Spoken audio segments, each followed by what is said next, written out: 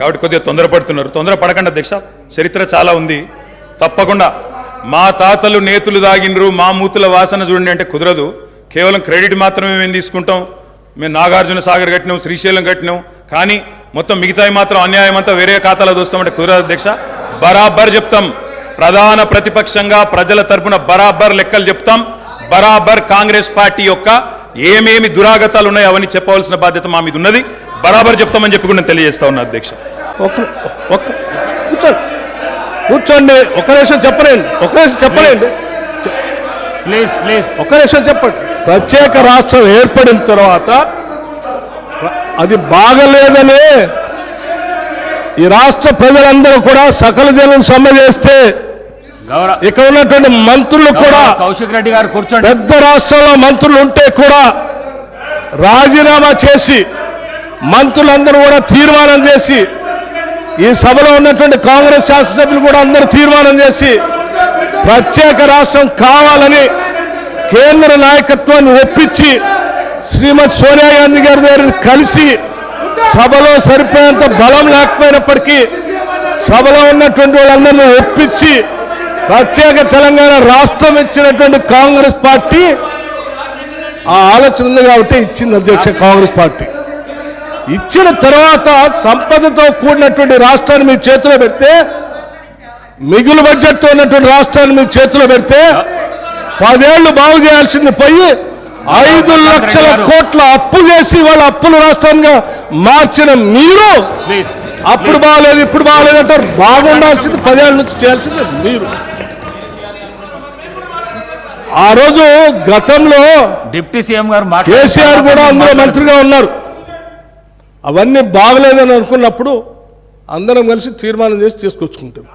తెచ్చుకున్న తెలంగాణ రాష్ట్రంలో పాలన గురించి, అభివృద్ధి గురించి మాట్లాడుకోవాలి. కానీ మాట్లాడితే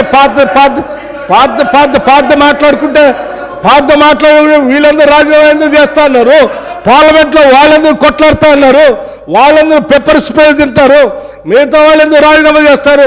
అది బాగాలేదని కదా తెచ్చుకున్న దాంట్లో మీరెంత బాగా చేశారో చెప్పాలి. కానీ ఏం చేశారు? పట్టుమని ఏమైనా గోదావరిలో ఒక చుక్క నీళ్లు తెచ్చారా, కృష్ణానదిలో ఒక చుక్క నీళ్లు తెచ్చారా? ఏం చేయలేదు కదా.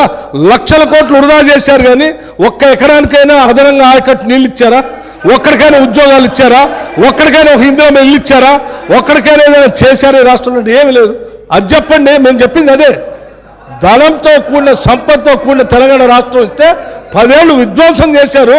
ఇవాళ విధ్వంసం చేయడం కాదు, స్వేచ్ఛ లేకుండా చేశారు. ఇవాళనే వాళ్ళకి స్వేచ్ఛ వచ్చినట్టు తీర్పిచ్చారని చెప్పాం.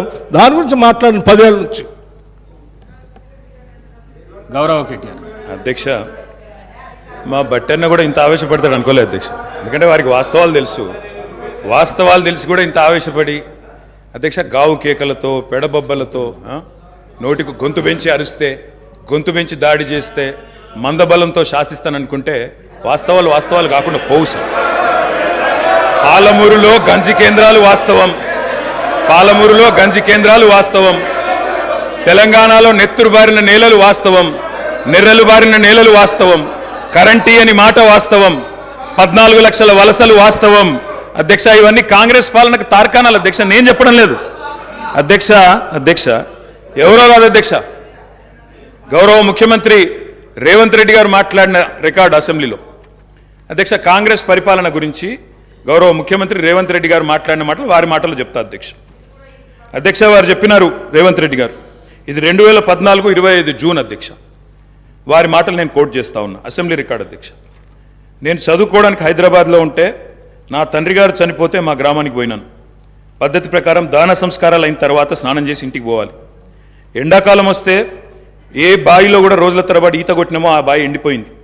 బోర్ దగ్గర పోయి స్నానం చేద్దాం అనుకుంటే కరెంట్ లేదు. నాకున్న పరిచయాలతో కరెంటే ఇస్తే బోర్ల నుంచి నీళ్ళు వస్తలేవు. స్నానం చేయవలసిన సమయంలో నెత్తి మీద నీళ్లు చల్లుకొని ఇంటికి వచ్చినాం అధ్యక్ష. తెలంగాణ ప్రాంతం నిర్లక్ష్యం కావడానికి కారణం కాంగ్రెస్ పాలకులన్న విషయం ఇప్పుడు అర్థమైంది అధ్యక్ష. ఇది నేను కాదు అధ్యక్ష, రేవంత్ రెడ్డి గారు చెప్పిన మాట. మీ ముఖ్యమంత్రి గారే చెప్పినారు అధ్యక్ష, నేను చెప్పడం కాదు. నేనేమంటున్నా అధ్యక్ష, మీరు దాచేస్తే దాగని సత్యాలు చరిత్ర అధ్యక్ష. ఇట్లా నిమిషానికి ఒకసారి ఇంటరప్ట్ చేస్తే ఎట్లా అధ్యక్ష? ఇంత ఆవేశం ఎందుకు? బట్టన్నా అధ్యక్ష, ముఖ్యమంత్రి గారు మాట్లాడతారు తర్వాత, మీకెందుకు బాధ? బట్టి గారు ఇంత బాధపడితే కష్టం. ఇంత బాధపడితే కష్టం. ఇందిరమ్మ పాలన గురించి రేవంత్ రెడ్డి గారు చెప్పిన మాట ఇది.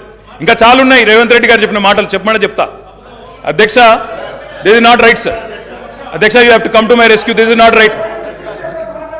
అధ్యక్ష, ఇదేం అధ్యక్ష? అధ్యక్ష, సీఎం గారు సమాధానం చెప్తారు అధ్యక్ష.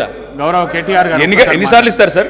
మరి మేము కూడా లెక్క చూడాలా? డిప్యూటీ సీఎం 39 మందికి. అధ్యక్ష, మనం తెలంగాణ రాష్ట్ర శాసనసభలో మాట్లాడుతూ ఉన్నాం.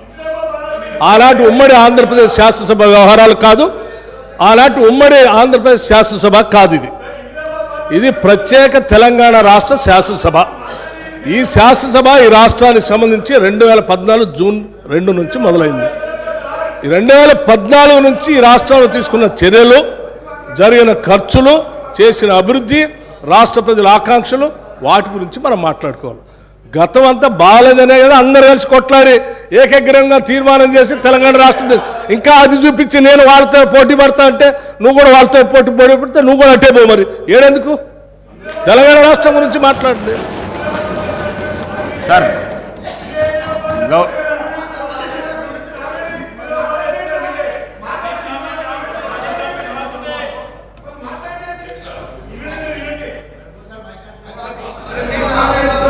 అధ్యక్ష, మాట్లాడండి అధ్యక్ష, ఇందిరమ్మ పాలన అంటే అధ్యక్ష, ఇందిరమ్మ పాలన అంటే 84 వరకు ఇందిరమ్మ పాలన ఉండే సార్.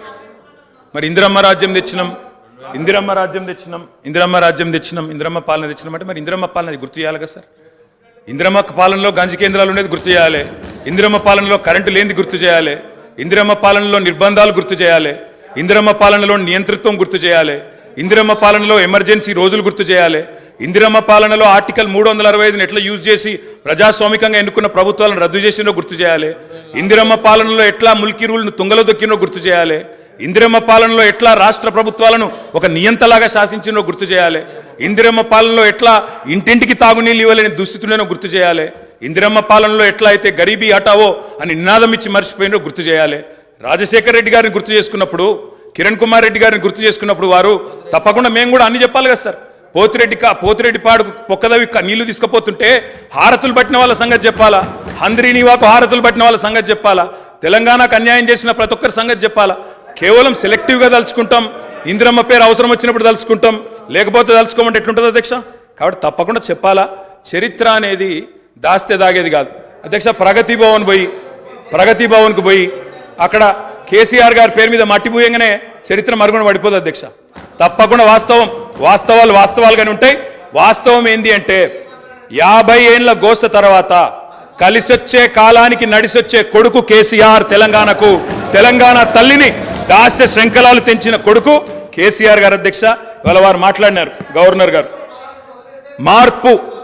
మార్పు మొదలైంది, నిర్బంధం పోయింది అన్నారు. అవును అధ్యక్ష, మార్పు మొదలైంది, నిర్బంధం పోయింది. ఎప్పుడు పోయింది అధ్యక్ష నిర్బంధం?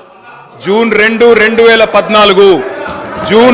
2014 నాడు దాస్య శృంఖలాల నుంచి శ్రీశ్రీ గారు చెప్పినారు అధ్యక్ష, బానిసకొక బానిస అని.